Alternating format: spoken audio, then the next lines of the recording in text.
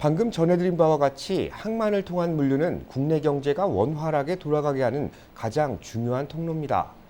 어느 정도 물류 적체가 해소되고 있다 해도 아직까지는 여러 문제들이 남아 있습니다. 결론적으로 지금의 문제가 풀리는 시기 내년 상반기 이후로 예상됩니다. 2022 경제 전망 오늘 두 번째 시간 내년 항만 물류 업계를 진단합니다. 윤범수 기자입니다. 사우스베이에 있는 대형 물류 창고. 아마존 물류센터 중 하나인 이곳은 수출과 수입 배송을 모두 관리하는 곳입니다.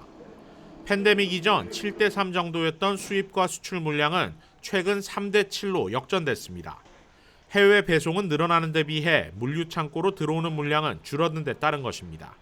검역 절차가 훨씬 까다로워지면서 특히 주수입자재인 목재 품목들의 경우 출하에 필요한 시간이 3일에서 5일까지 더 늘어났습니다.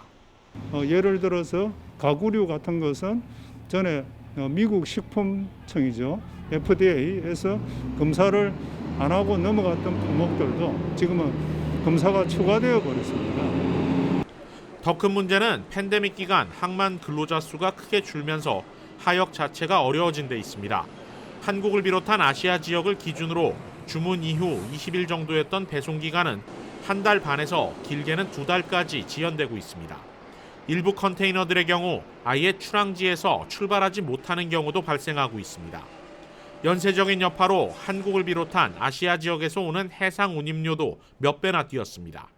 팬데믹 이전에는 해상 운임이 1,000불에서 2,000불 사이였거든요.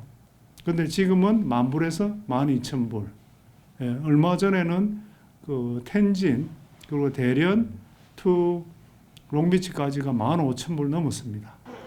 여기에 미국 내 배송을 책임지는 트럭 운전사들 역시 일손이 부족한 실정입니다. 롱비치 항구에서 가디나 물류 창고까지 이동하는 트럭 배송 비용도 팬데믹 이전 500달러에서 900달러까지 뛰었습니다. 임금은 올랐고 공급 속도는 턱없이 느린 상황이 이어지다 보니 자연스럽게 소비자 가격 인상으로까지 이어지는 것입니다. 전문가들은 물류 적체가 해소되기 위한 첫 고비를 내년 3월경으로 보고 있습니다.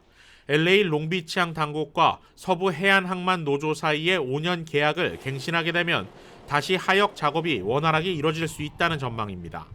그렇다 해도 배송에 드는 전체 운임 가격이 원래대로 내려가기에는 여러 복합적인 문제들이 산재해 있습니다. 내년 가을 겨울에 지금보다 그러면 한 5,000불 전후가 형성되지 않을까 싶습니다. 해상 운임은요. 트러킹 비용은 지금에서 그렇게 많이 내려가지는 않을 것이다. 항만 물류 적체 현상은 내년 상반기를 넘어서면 어느 정도 해소될 수 있을 것으로 보입니다. 다만 올라간 물류 비용까지 팬데믹 이전 수준으로 돌아가는 것은 현실적으로 어렵다는 분석입니다. LA 롱비치 항구에서 KBS 뉴스 윤범수입니다.